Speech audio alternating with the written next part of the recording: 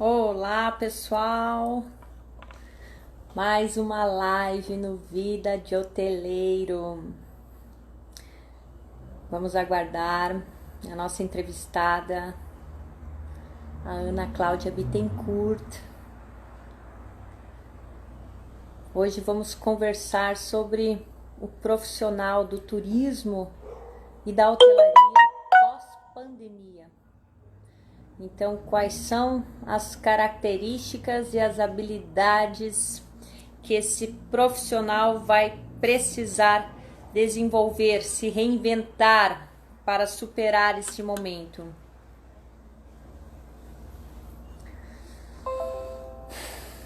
Vamos aguardar a Ana Cláudia.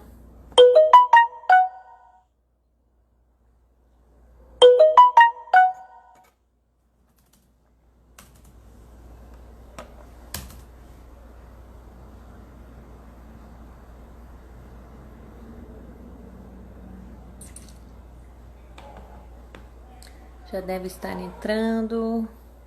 Entrou.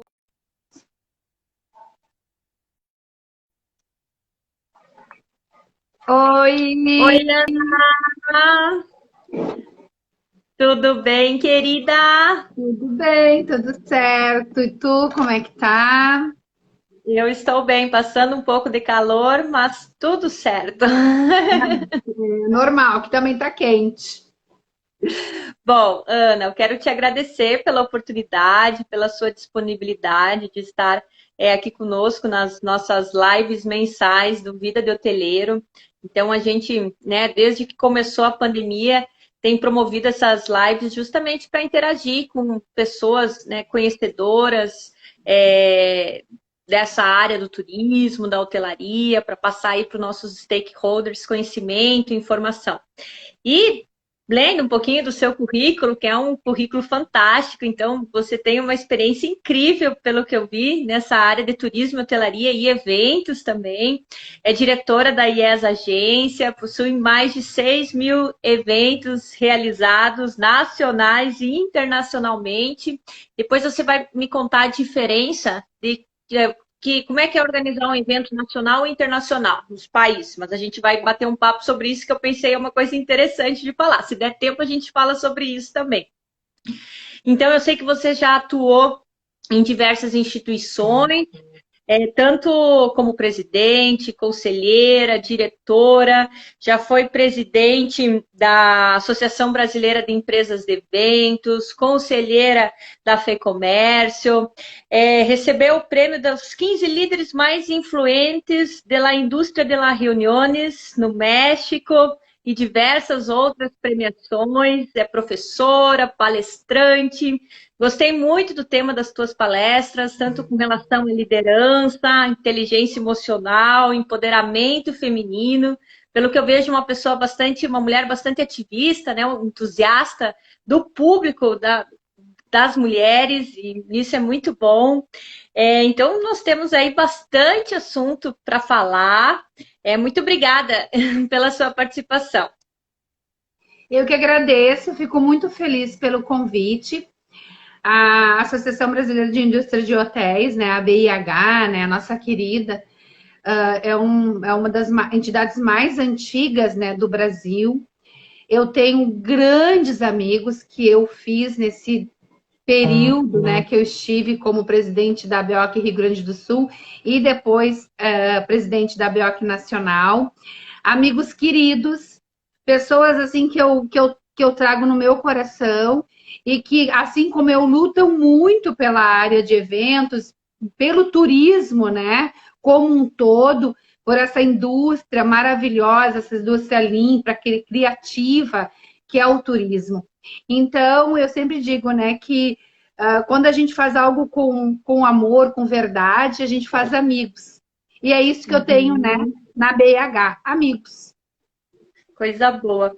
Ana, então o nosso tema hoje é para nós falarmos justamente sobre o perfil do profissional na área de turismo e hotelaria, agora com a pandemia, quais são as novas habilidades que esses profissionais vão ter que desenvolver, se reorganizar para superar esse momento. né, e se readaptar ao novo mercado. Então, temos aí um assunto bastante importante pela frente. E eu gostaria de saber de você, sobre o seu ponto de vista, de uma forma geral, como que você vê quais foram os impactos que a pandemia provocou no setor hoteleiro e no turismo, tanto no Brasil como no estado do Rio Grande do Sul? Então, o impacto ele foi muito grande. Nós fomos praticamente o primeiro setor a parar. E diferente de outros setores que puderam trabalhar de forma com menos pessoas, né, de forma com alguns protocolos, a nossa área ela não teve, né, isso. Então foi assim, fechou porta e não teve aviso prévio, né? A gente pegou a gente de surpresa. E nós vínhamos numa crescente, o turismo vinha realmente assim, eu digo que o nosso transatlântico, que é o turismo, ele já estava navegando, né, em mares, e aí a gente teve que parar. Então, isso realmente foi um impacto muito grande, né, de trabalhadores, né? O turismo, ele é uma indústria gigante, enorme, né? O setor de eventos que faz parte, né, da área de eventos é muito grande. Inclusive, a gente fez algumas manifestações, até em Brasília, né? De luz aos invisíveis, porque parecíamos que nós não existíamos, né? E é uma grande indústria que movimenta bilhões de reais e milhões de empregados diretos e indiretos. E a gente, na verdade, como foi uma coisa muito nova, nem os nossos governantes sabiam direito o que fazer, né? Foi fecha aglomerações, né? Ou nem tanto aglomerações, fechou. E isso impactou as empresas de uma forma que muitas delas, infelizmente, não conseguiram se manter ativas. E grande parte delas estão hoje trabalhando no negativo, tiveram que demitir, tiveram que fazer vários ajustes e para conseguir. Mas isso hoje, exatamente hoje, abriu o protocolo do setor de eventos no Rio Grande do Sul. Então, mas com muitos cuidados que tem que ter, e a gente sabe que a área de eventos, a própria hotelaria, né, que tem um número enorme, né, de hotéis, não se consegue sobreviver com pouco. É muito difícil tu manter teus empregados e manter todo o teu trabalho para manter um grande hotel ou um pequeno hotel, porque para te abrir já tem um custo altíssimo, né? De tudo, de luz, de energia, né? De água, de alimentação. E a alimentação também acaba sendo uma questão muito impactante, né? Porque são coisas que precisam ser feitas e vai tudo fora. Enfim, realmente é uma pandemia. Nós estamos, de fato, né, numa pandemia que entrou sem pedir licença, né? Ela simplesmente chegou, né, no nosso setor. Pegou muitas pessoas desprevenidas, né? E que características que você considera serem importantes nesse momento para que os profissionais nessa área de turismo e hotelaria desenvolvam diante dessa pandemia, diante dessa crise? Então, assim, a primeira coisa, assim, pelo menos no estado do Rio Grande do Sul, a gente teve um estudo inédito que foi muito bom, porque a gente entrou, eu fui uma das empresas que entrou no Invest Turismo, que foi um programa, né, do Ministério do Turismo para aumentar o volume de turistas, né, em algumas regiões do estado, né, foi dividido por regiões. Dentro desse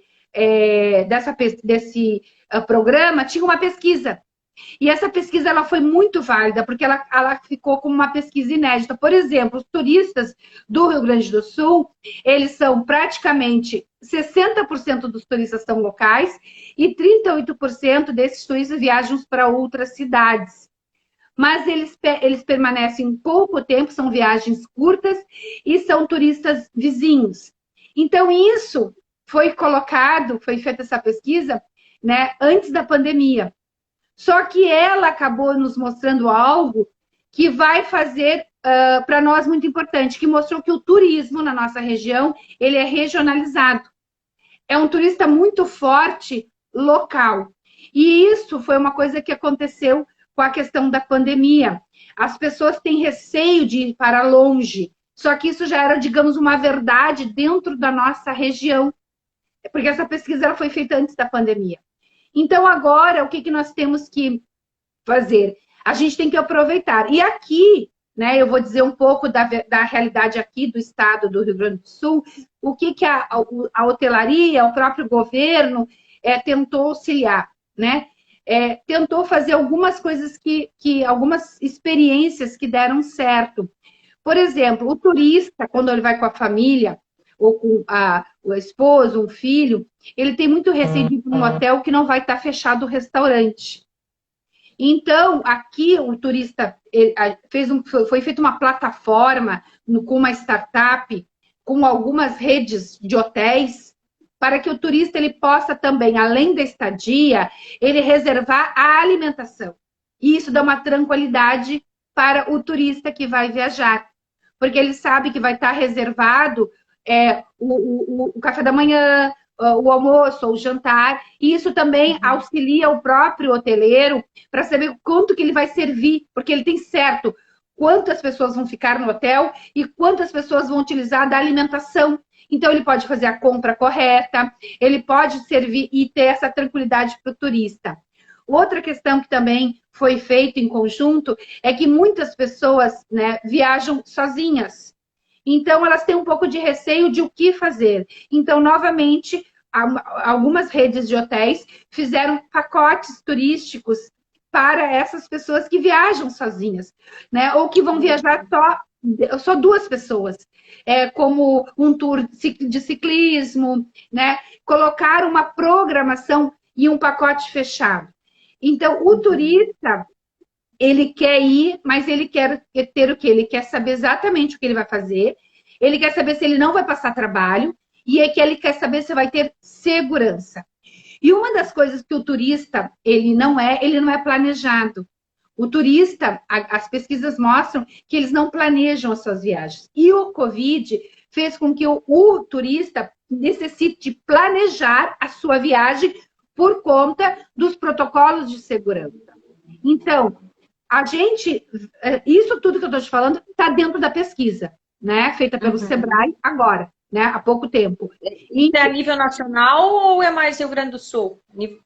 O Investe Turismo é a nível nacional. Todos eles tinham, dentro desse programa, a parte de pesquisa. Eu creio que as cidades as capitais, os estados que estavam participando do Investe Turismo, têm essa pesquisa do Sebrae local, porque foi o Ministério do Turismo fez um apoio com o Estado e o Sebrae. Então, provavelmente, eu não tenho esse conhecimento. Seja nacional. E aí isso é importante porque traz algumas experiências bacanas do que está dando certo aqui, né? As experiências que estão dando certo. Então, criar experiências seguras que dê conforto, que dê segurança para o turista e também o conforto que ele quer, né? Então, se juntar essas questões, elas vão ter mais possibilidades de viajar. Uma outra coisa que aqui também fez, alguns da área do turismo, principalmente agências de viagens e alimentação, criaram pacotes de entrega, né, de alimentação, fizeram kits de homenagem. Como aqui o gaúcho tem português, espanhol, holandês, né, tudo mais, o pessoal fez kits da Alemanha, kits da Argentina, para quê? Para que o saborzinho daquela cidade, porque aqui como o visitante é muito próximo, tem o turista de 200 quilômetros, tem um turista de 500 quilômetros, mas eles podem se organizar para entregar esse kit para a pessoa sentir, nossa, né? Não posso ir, mas está chegando até mim, né? Então, esse perfil do turista, essa pesquisa e esse perfil, ele foi muito importante porque revelou algumas questões aqui do estado. A permanência do turista, quanto tempo ele fica, da onde ele vem, qual a quilometragem de distância, qual é a origem. Mais de 70% do nosso turista é do Rio Grande do Sul e de Santa Catarina. Então, isso foi muito legal, essa pesquisa, porque daí a gente conseguiu ver que a gente consegue fazer um trabalho mais regionalizado e parar, talvez, de investir de uma forma mais, né, com mais, sei lá, investir no teu marketing fora, por exemplo, no Mercosul, ou de outras regiões. Então, isso eu achei bem importante, né, dentro da pandemia, a gente ter isso, porque daí a gente consegue também investir de uma forma mais assertiva. Com certeza. E você, como diretora da IES Agência, Ana, como que você enfrentou a pandemia no desenvolvimento do seu negócio? Então, eu acredito que muito quem é da área de evento é muito criativo, né? E agora, mais do que nunca, nós precisamos ser muito criativos, inovadores e ter o poder da reinvenção. Porque a gente vai ter que reinventar o nosso negócio. A gente vai ter que aprender a criar novas formas de trazer o turista para o nosso negócio, para que a gente possa fazer um trabalho. E aqui, né, tem algumas pessoas que já estão entrando aqui que fazem parte dessa área, por exemplo, da alimentação, do turismo, né? Então, é muito importante a questão da pessoa, de fato, sentar e não dar continuidade como ela estava fazendo. Por quê? Porque como ela estava fazendo, era antes disso tudo acontecer. Então, a gente não pode fazer coisas como nós estávamos fazendo. Nós temos que fazer novas reinvenções. E aí entra muito a questão de não entrar no desespero, né? Que é uma questão muito importante, porque eu conversei com várias pessoas que são amigas, que trabalham na área, que elas só estavam falando em voltar, em voltar, em voltar. Aí em abril volta, volta, em maio volta, volta, junho volta, volta. A normalidade, né? Quando volta a normalidade, ela não volta mais àquela normalidade, né? E muito preocupado com a volta e não se preocupado em como trabalhar agora. Não, a volta vai acontecer, né? Mas quando? A gente não sabe. Então vamos tentar trabalhar com a reinvenção que está agora. E eu acredito muito que os profissionais que tiveram boa inteligência emocional, né? Porque a gente teve que ter muita para não se desesperar, porque a gente tem pessoas que trabalham próximas a gente, que a gente precisou desligar, pessoas que não poderiam ser desligadas porque também precisavam daquele dinheiro. Então, assim, o empresário, né? Ele ficou entre a cruz e a espada. E para empresários corretos e honestos, isso de fato traz uma pressão muito grande sobre aqueles empresários. Então, a inteligência emocional e atitudes de automotivação foram muito importantes. Por quê? Porque tu tem necessidade de tomar atitudes, muito delas drásticas, e tentar que isso não te afete como ser humano. Mas é muito difícil esse tipo de atitude. Tem uma característica que eu considero extremamente importante. Até tem um ditado que diz que não são os mais fortes que sobrevivem, mas os que mais se adaptam às situações, às realidades. Então, essa questão da adaptabilidade, acho que junto com a inteligência emocional, para conseguir superar isso, porque pegou todo mundo desprevenido, né? E nós fomos obrigados a sair da zona de conforto, nos reinventar e não teve jeito. Quem não conseguiu fazer isso ficou para trás, infelizmente. Então, é necessário, sim, você se reorganizar diante desse contexto. Para quem não consegue, Ana, para aquela pessoa que ficou muito depressiva, né, porque acabou tendo muitos prejuízos. Então, o que você diz para esse tipo de profissional buscar aconselhamento, enfim? Então, uma das coisas que eu fiz como empresa, porque a área de eventos estava fechada, sem a gente poder fazer o trabalho, que no caso eu faço há tantos anos, e eu precisei me reinventar, porque eu estava com uma feira muito grande própria para junho. E eu já tinha 684 mulheres inscritas, era uma feira direcionada para mulheres. E aí a gente entrou na pandemia. E aí ficou aquilo, mas vai voltar daqui a 15 dias. A gente não sabia o grau que era essa pandemia. A gente não tinha incertezas. E aí, eu muito rápido pensei, não, eu vou transformar em online. Porque eu tinha o seminário dentro da feira. Então, eu tinha a primeira feira de mulheres, que era o Fê Mulher, junto com o primeiro seminário Ser Mulher. Eu falei, não, eu vou pegar o seminário e vou fazer ele online. E aí, peguei e conversei com as palestrantes, só que nós tínhamos que se readaptar muito, porque os estúdios ficaram muito caros. E também as pessoas tinham que fazer da sua própria casa a sua palestra, via Zoom, né? E gravada. E as pessoas não podiam gravar também, porque muitas estavam na idade de risco, ali no período de contaminação. Então, eu tive que me readaptar. A gente teve 40 palestrantes, 30 apresentações artísticas e um clube de conexões, porque essas mulheres precisavam vender, precisavam se falar entre elas. Eu estava com a empresa sem poder utilizar, porque estava fechada. Então, o que a gente fez? A gente fez um evento totalmente online, que foi um sucesso. Mas aí eu não fiquei naquela noia, né? Naquela paranoia de vamos abrir, vamos abrir, vamos abrir, vamos abrir, como muitos ficaram, né? Eu pensei em o que fazer agora? O que nós vamos fazer para ganhar dinheiro e pagar as nossas contas e manter os nossos colaboradores o mais tempo possível, né?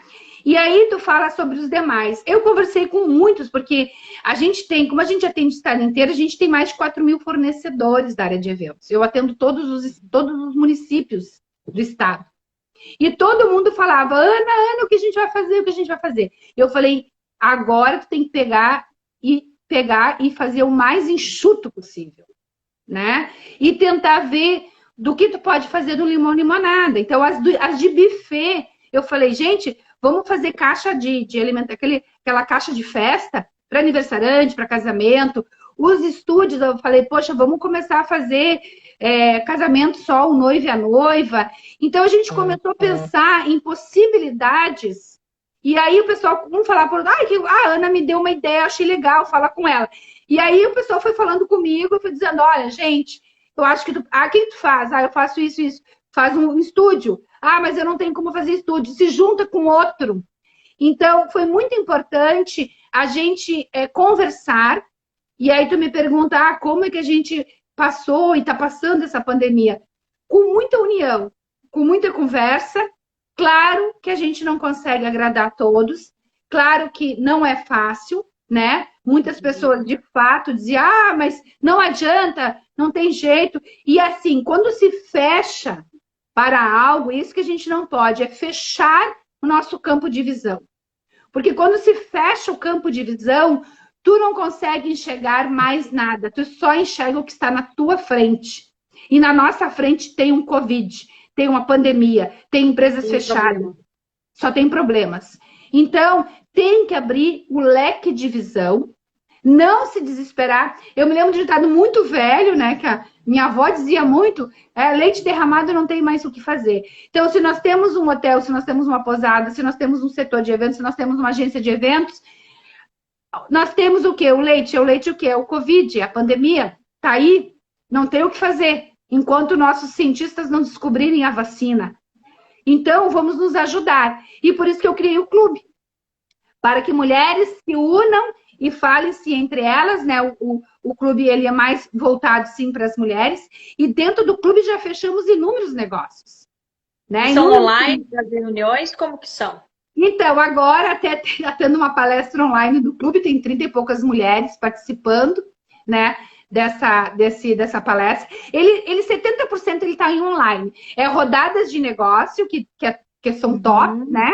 A gente tem as palestras, a gente tem um novo evento que a gente chamou de Talk TEDx, desculpa, que é com pessoas internacionais, que a gente chama, né? Porque como eu fiz parte da ABEOC Nacional, eu era diretora da Cocal.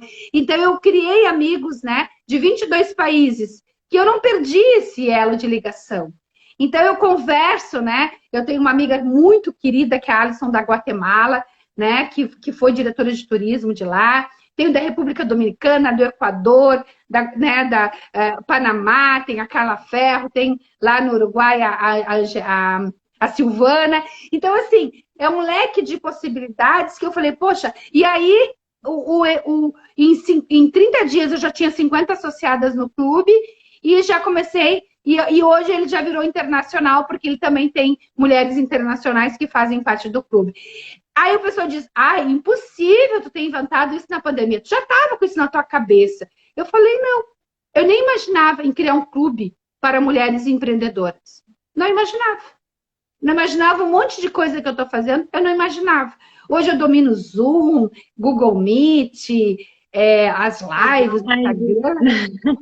Tudo coisa nova, tudo coisa que eu falei, vou aprender, né? Mas tudo isso precisa de o quê, né, Larissa? Precisa vontade e outra coisa, fazer aquilo que tu gosta. Porque quando tu faz algo que tu gosta, tu não faz com sacrifício. E quando tu não faz com sacrifício, tu faz com prazer. E quando tu faz com prazer, tu não fica depressivo mesmo não ganhando tanto dinheiro quanto ganhava antes da pandemia. Muito bem. E eu sei também que hoje você é candidata a vereadora de Porto Alegre. Quais são os principais motivos que te levaram a se candidatar? Então, na verdade, eu acho que a vida, né, ela te coloca as possibilidades. Quando eu estava na BEOC, muito grande com a parte política no Congresso Nacional. Por quê? A gente desenvolvia alguns projetos de lei, por exemplo, o Dia do Profissional de Eventos. Era comemorado dia 30 de abril, não existia essa data, só em São Paulo. Todo mundo comemorou. Eu peguei o projeto de lei de São Paulo e falei, vamos ter que fazer nacional, as pessoas... E aí, como é que se faz, né? Como é que se faz o projeto? Quem pega deputado, daí tem as comissões. E aí eu fui entrando nisso tudo, né? Para que a gente de fato... Aí foi aprovado, né? O dia 30 de abril como um projeto de lei nacional. Depois também teve um projeto que aí, junto com a rede hoteleira e com o Conselho de Turismo, que foi a questão do temporário, né? A hotelaria, né, trabalha muito o temporário. E nós não tínhamos isso, a gente não podia contratar, né? A questão do temporário. Então, a gente fez todo aquele trabalho de articulação, de projetos, de reuniões, e a gente conseguiu, né? Aí agora a gente está na luta também com a questão do ECAD, né? Que o ECAD, mas a gente já fez vários. Vai dar uma hora que a gente vai conseguir ajustar essa questão do ECAD. Então, assim, tudo isso eu fui vendo que a gente acabava, como a entidade de classe, com uma certa autonomia. Mas as decisões de poder, né, e o poder da caneta está no Congresso Nacional ou está na política. Então, eu pensei, gente... quem sabe a gente tem pessoas nossas, né? Pessoas que querem fazer lá na política, isso vai facilitar um monte. Porque daí vamos falar, a gente vai conseguir daí fazer essas articulações, né? E aí eu fui convidada, há 10 anos atrás, para fazer parte de uma parte de mulheres. Aí eu viajei o Brasil inteiro, fui presidente nacional mulher desse partido. E aí depois virei presidente estadual, né? Quem era nesse partido só tinha homens, 26 homens, era eu mulher, única mulher. Então quando tinha reuniões em Brasília, era só eu de mulher e todo, né, aqueles montes de homens lá, né? E aí eu vi também que tinha poucas mulheres na política, né?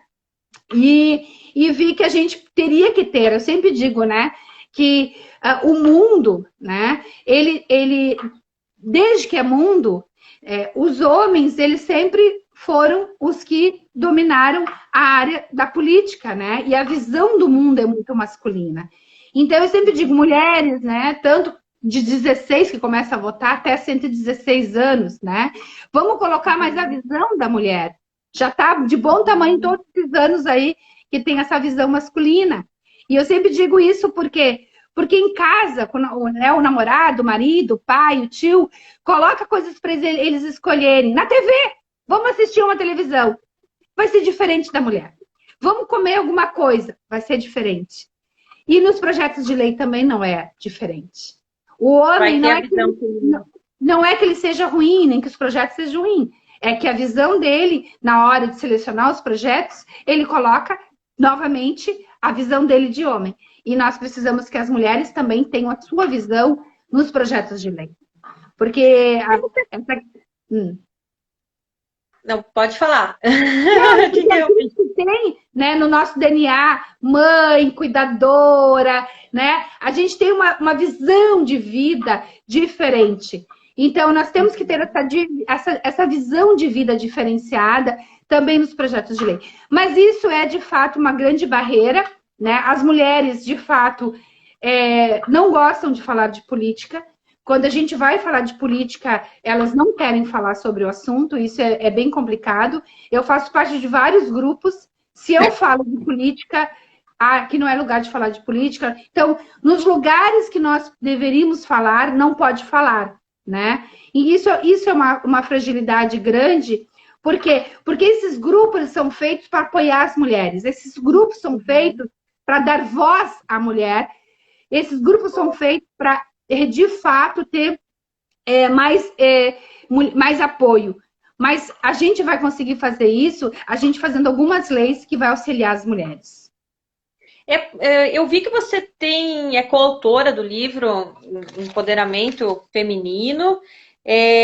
Também tem diversas publicações nessa área, Ana. Então, também tem palestras nessa área. Quais são as principais crenças, habilidades que você acredita que a mulher ela tem que desenvolver para se fortalecer? Eu acredito que tanto na política, como muitas vezes na liderança de algumas atividades empresariais. Na verdade, a mulher, eu acho assim, as mulheres muito fortes, né? Uhum. Eu acredito assim no poder da mulher, de reinvenção, de conseguir levar uma família. Enfim, as mulheres têm inúmeras qualidades, inúmeras, né? Mas as mulheres, por exemplo, a questão de empreendedoras, a gente tem menos tempo para empreender que o homem, porque a gente se dedica também à casa e aos filhos. Então, enquanto os homens se dedicam uma média de 10 a 12 horas para o seu negócio, as mulheres se dedicam de 6 a 8, porque elas não conseguem fazer a dedicação. Também as mulheres também não têm muito planejamento. Elas falam, eu vou investir, sai investindo. Eu vou começar agora a trabalhar com cozinha. Aí compra lá o bolo, faz o bolo, sai a vender aquele bolo, aí ela vai fazer outro bolo e mais um bolo. Então, assim, tem algumas coisas que, de fato, tá no nosso DNA também ser assim. Então, planejamento é importante, apoio ao empreendedorismo é importante. E uma das coisas que eu também levo muito em consideração é que quando a mulher tem independência financeira, provavelmente ela não vai ficar num lar onde ela sofre agressões. Porque as mulheres, em geral, elas ficam com o seu companheiro, que ontem até apareceu no Jornal Nacional, que 79% dos homens que matam as mulheres, né, são seu marido ou seu companheiro, né? Então, isso é muito, muito impactante. E as mulheres, elas acabam muitas vezes ficando em casa porque elas não têm condições de pegar os filhos, pagar alguém para cuidar, para elas poderem trabalhar, né? Então, a independência financeira, ela é de veras muito importante para que a mulher pare de sofrer violência doméstica, porque ela possa ter seu próprio dinheiro e ser independente. Então, algumas questões assim relativas à mulher, e dentro desse meu plano de governo, eu tenho o chamado Complexo da Mulher, que vai ter tudo, desde o primeiro emprego, né, lá com 16 anos, até a terceira idade, porque aumentou a data para se aposentar, né? Mas a partir de 40 anos a mulher passa a ser velha para trabalhar. Não, já tem 40 anos. Mas a gente, né, a aposentadoria, ela só vai vir com 65, né? Então é muito importante reinserir as mulheres da terceira idade. Então esse complexo ele bem inteirado assim de tudo isso da causa feminina. Essa é uma das tuas propostas como vereadora. É uma delas. Porque eu tenho várias causas. Eu tenho várias causas, né? Uma das causas é a causa da mulher. Mas como eu tenho uma vivência muito grande com o turismo, então eu tenho a causa do turismo, a causa da mulher, né? Como eu trabalho muito a questão da sustentabilidade, meio ambiente, também é uma causa que eu tenho. E para todas as causas, inclusive tem um amigo meu que é cadeirante que está aqui, né? Eu também trabalho muito a questão da acessibilidade, né? Das causas da pessoa com deficiência. Tem uma pergunta aqui, Cláudia. Quais são as expectativas para os eventos de 2021? Então, já entra nessa questão de 2021. Eu participei de alguns eventos internacionais, de alguns lugares, né, como Itália, Japão, China. Então, quais são as expectativas, né? Para voltar os eventos e com aglomerações só a partir da vacina. Grandes eventos, a princípio, não vai ser liberado enquanto não tiver a vacina, né?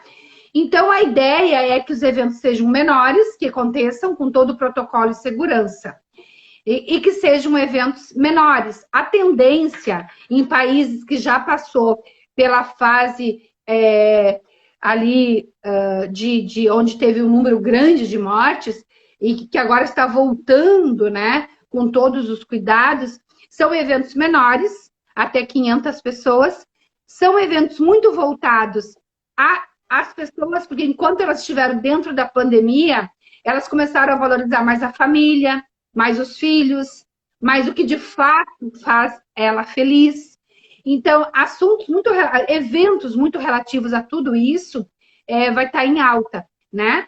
Então, a expectativa é que a gente retome, sim, a economia, mas com ainda com muitos cuidados e com muitos protocolos. Até vir a vacina está no último estágio agora, provavelmente vai ser lançada em janeiro, né? Janeiro. Uhum. Para que a gente possa, daí sim, recomeçar. Mas tendo a vacina, eu acredito que a gente vai conseguir voltar. Claro que não vai ser de uma hora para outra, mas vai ter uma volta bem significativa referente a isso. E dentro do meu plano, né, o turismo é uma das minhas bandeiras, tem coisas que eu acredito que sejam muito relevantes para o meu estado, para a minha capital, mas que também serve para as capitais e estados de todo o país. O que acontece? Um problema que nós temos muito é da divulgação da promoção turística, né? E a promoção turística, ela tem que ser muito ligada, não só na capital, mas, por exemplo, aqui essa pesquisa falou que é muito regionalizado. Então, nós temos que fazer um projeto que entre a região metropolitana e como o nosso turista é de 200 quilômetros, consegue pegar toda a região da Serra. Então, essa integração da capital, por quê? Porque o turista, ele permanece em geral um dia, e nós temos que estender essa visitação para 3, 4 dias para ficar interessante para o nosso setor. Então, é muito importante essa integração desses municípios para que a gente consiga aumentar o tempo de estadia desse pessoal. Outra questão que tem que ter um cuidado, pelo menos para nós, para a capital, para aumentar o número de eventos, é a questão dos nossos bairros. Os bairros, eles são muito turísticos. Nós temos, por exemplo, o bairro da Cidade Baixa, que é muito forte, bares e gastronomia. Então, é necessário um trabalho muito assim, dentro dos bairros, com uma revitalização, né? Ter uma reabilitação. E outra questão muito forte do nosso estado é o regionalismo, é as tradições. O gaúcho é muito ligado às tradições, e isso é algo que encanta quem vem aqui. Por exemplo, quem vem aqui e diz, agora vamos cantar o hino rio-grandense. Aí todo mundo acha que vai passar ali e todo mundo não vai cantar. Aí a gente grita todos os pulmões. Aí as pessoas, nossa, mas esse hino todo mundo canta aqui. Aí eu nem sei que o meu hino do meu estádio, eu não sei nenhuma história. Como é que vocês conseguem cantar desse jeito? E a gente canta, né? E assim, eu me lembro que um amigo meu, né? Todo mundo conhece, né? O Eduardo Sanovitz, né? Foi presidente da Embratur. Ele disse, Ana, vocês têm uma coisa assim, ó. Aí vocês têm a festa da bergamota, da uva, da laranjeira, da pitanga, é festa de tudo que é coisa, festa do moranguinho, né? A gente tem a festa da cuca, a festa de... E a gente tem muitos países aqui, né? Então, nós podemos sim fazer, e é um dos projetos que eu quero trabalhar, e acho que super possível, é fazer um parque tradicionalista fixo, com programação, que os turistas podem vir se programar para conhecer um churrasco feito 15 horas, né? ali no chão, na vala, como a gente chama, né? Para ver vários tipos de músicas, de danças. Olha nossos CTGs. A gente tem tanta coisa maravilhosa, mas aí a gente só coloca ali, né, no 7 de setembro e depois cada um vai para os seus lugares. E aí o pessoal diz, eu queria visitar um CTG, mas aí o CTG não está aberto, não está funcionando. Então, o Parque Tradicionalista Gaúcho, que a pessoa pode vir com uma programação anual, seria bárbaro. E eu acho super possível de ser feito, e isso geraria muitos turistas para a nossa cidade, né? Então, essa questão dessas particularidades, a gente tem que levar para a Câmara de Vereadores e realmente fazer um trabalho de convencimento dos cidadãos e de convencimento também dos nossos colegas vereadores, para que eles possam votar a favor, né? Então, promoção, divulgação, integração com outras cidades, agenda e atrações diferenciadas. Por exemplo, nós temos muitos parques em Porto Alegre, muitos, mas nós não temos uma rota turística de parques. A minha ideia é que o turista chegue no aeroporto, ele receba um ecopassaporte, né? Porque a gente está falando de parques, então de natureza, e que a gente possa fazer aí uma integração com o comércio local desses parques, e que a gente diga, se você visitar a Brick da Redenção, você pode ir nesse restaurante, nesses bares, vai ter um carimbo e ele vai ganhar um super desconto, né? E daí depois ele pode ir para o outro, e para o outro, e para o outro. Ou seja, a gente tem que criar essas atrações e para todos os gostos, para quem quer ir no tradicionalista, mas quem quer também cuidar da natureza. E esse ecopassaporte, eu queria ter um parque do turista, né? Que a pessoa podia comprar uma árvore, plantar, ela podia lá. Hoje tudo é possível, né? Por GPS, ver a plantinha lá dela crescendo, a árvore. Eu fui em Porto Alegre, minha árvore tá lá, é essa aqui. Imagina tu ir com teu filho plantar uma árvore e teu filho ter um filho e dizer: olha, eu vou te mostrar a árvore que o vovô, que a vovó, que o papai plantou há 20, 30 anos atrás. Aí pegar lá, via GPS, lá e dizer: ó, essa aqui é a árvore. Olha aqui tá o nome, tá vendo? Foi eu que dei. São coisas que eu acho maravilhosas e que é muito fácil de serem feitas, mas de fato tem que serem feitas. Tem muito custo, né? Não tem um custo alto, né? São criativas as ideias. Não, é público e privado. É o público fornecendo uma parte e o privado entrando com outra. E o privado já faz a parte dele. Nós, privados, já fazemos a nossa. A hotelaria, as agências de viagem, as empresas, os fornecedores de eventos, já fazem a parte deles. Mas agora a gente tem que o público fazer. E a indústria de eventos, ela só funciona com pessoas que, de fato, amam o turismo. Porque a gente entende e a gente consegue ver de onde fazer. Eu nunca me esqueço, Larissa, num evento que eu fui da ABAV, que um ministro que tem 12 mandatos a federal, e mora, né? E é de um local mega turístico, que eu, inclusive, já fui, né? E ele nem sabia que existia, né, esse evento na cidade dele. E ele disse: nossa, eu estou impressionado com o grupo de vocês, porque nunca imaginei que o turismo fosse assim. E é ele, que tem 12 mandatos, falou isso. Vocês imaginam os vereadores dos municípios. Entendeu? Então, assim, a coisa vai começar a funcionar, Larissa, quando tiver pessoas que, de fato, levantem a nossa bandeira, que, de fato, conheçam as nossas dores, conheçam os nossos problemas, que tenham soluções reais para que as coisas aconteçam. Sabe quando é que vai acontecer isso? Quando o próprio segmento te dá apoio às pessoas. Porque não adianta, tu conversa com um e com o outro, eu já tenho o fulano. O que o fulano faz para o turismo? Nada. Não sei o quê. Eu queria apresentar as propostas, né? Não, a gente não está abrindo para apresentação das propostas. Então, fica tu ali naquele cercadinho ali, tentando se mexer, querendo fazer algo sem poder. E nós moramos muito próximo ao Mercosul.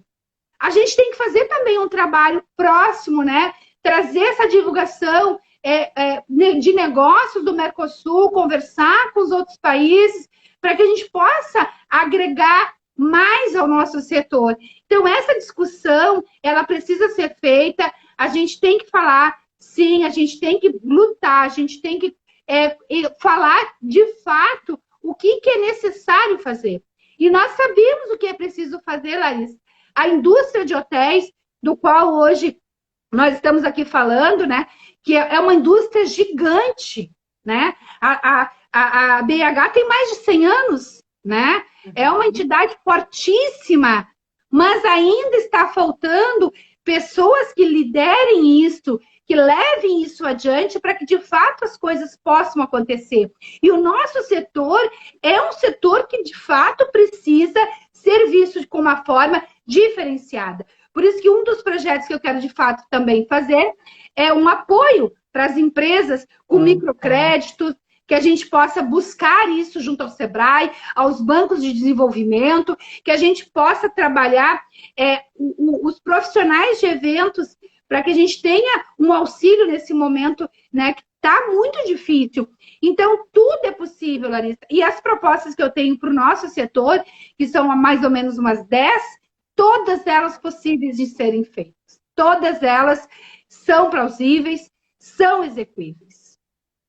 Como que você percebe a hotelaria em Porto Alegre hoje, Ana? Então, a gente tem aqui tem o Convention Bureau de Porto Alegre, tem alguns mantenedores, nós temos a BO, que é aqui que se criou um movimento, né, do Live Marketing, né, que uniu várias empresas para discutir o setor de eventos. Eu acho que não é muito diferente, Larissa, que aí em Santa Catarina e que nos outros estados, sabe? Eu acho que as entidades de classe e o setor são feitos de pessoas, né? Então, as pessoas, elas que de fato orientam, né, o segmento. Então, em geral, as entidades de classe, elas ficam mais ou menos em alguns estados de acordo com os presidentes que assumem as entidades de classe, né? O que eu vejo que essa articulação com o setor, ela é muito importante. Enquanto, de fato, não tiver essa união da hotelaria, com os bares e restaurantes, né? Com o setor de eventos em geral, com os organizadores de eventos, porque nossa cadeia, ela movimenta mais ou menos, a BO que fez uma pesquisa, só, né, de profissionais contratados, em torno de 156 tipos de categorias diferentes. Tu imagina os hotéis, né, do qual a BH representa, olha quantos tem as camareiras, tem os garçons, tem os chefes de cozinha, os cozinheiros, tem as recepcionistas, né, tem um pessoal de manobrista, enfim, empregos indiretos. Muito empregos, mas assim, me dói no coração, de fato, porque o hoteleiro, o pessoal tem essa impressão, o hoteleiro é rico, porque olha aquele hotel que ele tem, né? Na verdade, ele tem aquele bem, né, que é um bem físico, mas para manter aquele bem físico, ele não é com meia dúzia de reais que ele mantém. Ele tem um custo muito elevado e tem que ter um número muito grande de hospedagens para que, de fato, ele consiga, né, manter aquele local. E a gente teve, assim, várias questões que envolvem a hotelaria, que eu acho que tem que ser revista. Eu sou a favor da pessoa com deficiência, trabalho isso, mas a LBI, ela tem que receber um ajuste também, né? Por quê? Porque eu sempre digo, até o Darley, que é deputado federal do PSD, que entrou aqui, que é o nosso mega super ídolo aí do Grêmio, né? Foi goleiro com trocentos prêmios, é um querido, né? E trabalha muito o esporte, inclusive nós, né, Larissa? Descobri que tu é atleta também, né? Há um bom tempo atrás, mas realmente eu já fui bastante dedicada aos esportes, gosto muito. Então, o Darley, que é o nosso deputado federal do PSD, eu fiz uma live com ele, é um cara que ele falou uma coisa que eu achei fantástica, né? Parece simples, mas não é. Ele disse, Ana, sabe por que tem que ter alguém do segmento, alguém que defenda a causa da mulher, ou defenda o turismo de eventos, ou defenda a pessoa com deficiência, o meio ambiente, para não passar aberrações do Congresso. Porque vai ter gente que vai criar um projeto de lei que não é da hotelaria e que é muito articulada e vai passar um projeto de lei que, de repente, se alguém tivesse ali da hotelaria ou da área de eventos, assim, não, mas para lá, numa dessas comissões, porque não é assim que tu aprova um projeto. Lá nas comissões, tu chega lá e diz, para aí, quem fez esse projeto? Sim, gente, isso aqui não dá para passar. E aí tu movimenta, chama as pessoas e olha, vocês estão sabendo que tem esse projeto de lei aqui tramitando? Os projetos de lei, eles não são declarados, são milhares de projetos de lei. Então, o Darley, ele falou uma coisa que eu realmente achei super importante. A gente tem que estar lá, talvez nem tanto para criar coisas novas, mas para não deixar coisas erradas entrarem. Porque daí nós sofremos o pênalti. Né? E eu vejo muito isso. E aí tu me perguntou a questão de por que eu entrei na política. Eu entrei na política porque quando eu comecei a ver lá, eu botava muito eventos, eu começava a ler os projetos de lei. Eu falei, gente, quem criou esse projeto de lei? Isso aqui é um imposto impossível de pagar para organizador de eventos. Organizador de eventos, 99% pequeno e médio. Ele não tem condições de arcar com um custo desse. Aí tu vai ver quem criou. Aí foi alguém de seguro, de não sei que não tem conhecimento nenhum da área. Exatamente. Então, ele falou isso e eu achei super importante, porque nós temos que ter pessoas destes segmentos que, de fato, conheçam e que também, além de criar novos, não deixam passar projetos que são verdadeiras aberrações. Excelente, Ana. Concordo, gênero, número e grau com você. É isso mesmo. Para finalizar a nossa live, quais são as expectativas do turismo, da hotelaria para o estado do Rio Grande do Sul, Porto Alegre? Então, tu sabe que, assim, a gente, é que nem falou qual que é a nossa característica. A gente tem que fazer do limão a limonada, e uma das coisas para a gente não, de fato, cair em desespero, nem mais é em depressão, né? É em desespero, é manter o positivismo. Então, em cima dessas pesquisas que eu acredito que teve nos outros estados, do como se comporta o nosso turista, é nós, de fato, trabalharmos esses potenciais.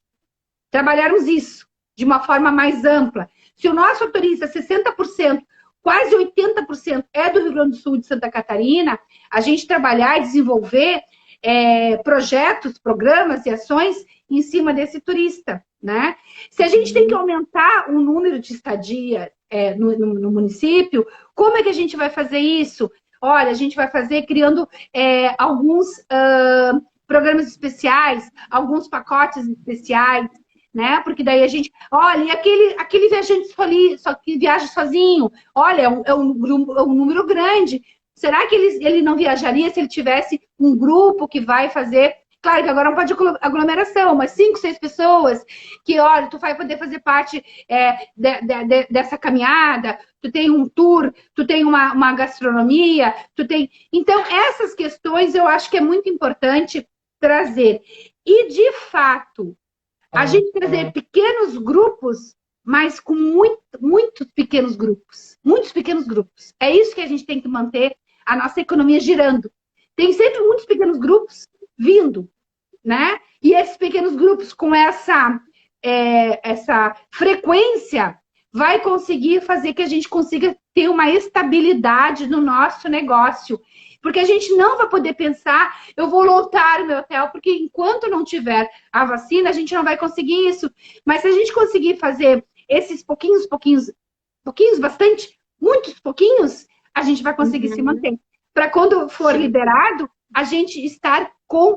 A gente já está com água no pescoço, mas a gente não vai deixar que ela passe do nosso nariz. Ela pode até vir na boca.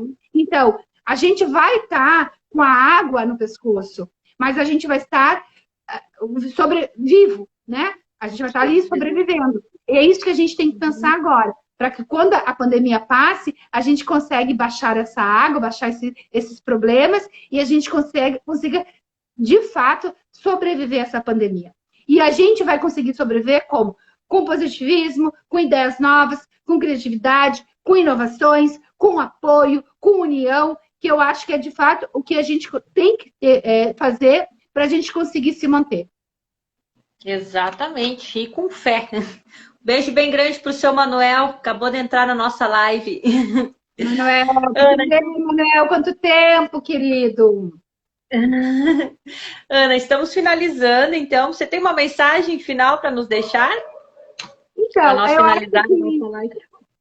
eu acho que a mensagem final é: nós vamos passar essa pandemia, nós vamos conseguir sobreviver sim. O ser humano ele consegue ter um poder, né, de superação muito grande. Então, eu tenho essa mensagem de fé e esperança em dias melhores, que de fato eu tenho certeza que virão. Mas a gente precisa ter essa visão de união, a gente precisa de fato fazer as coisas diferentes, inovadoras, criativas e tentar superar essa crise que vai passar. Amém. Ana, muito obrigada, então, pela sua participação. Quero te parabenizar, em especial pelas tuas propostas como candidata a vereadora de Porto Alegre. Gostei muito, achei extremamente criativas. Acho que o que você falou para nós do setor de turismo, hotelaria, é extremamente importante com relação a termos realmente representantes que entendam, que atuem nessa área e que possam nos representar quais são os nossos principais problemas, como que funciona as nossas empresas. Então, acho sim que é importante que a hotelaria, que o turismo se mobilize nesse sentido. E você tem tudo para ser uma excelente líder. Então, meus parabéns e estamos juntos. Muito obrigada pela sua participação. Eu agradeço, Larissa, a oportunidade, agradeço a BH Nacional, né, a BH Rio Grande do Sul. É uma entidade que eu tenho um amor, assim, um carinho muito grande. Só gratidão, viu, Larissa? Tá joia. Um beijo bem grande para você. Beijo, tchau, tchau. Tchau.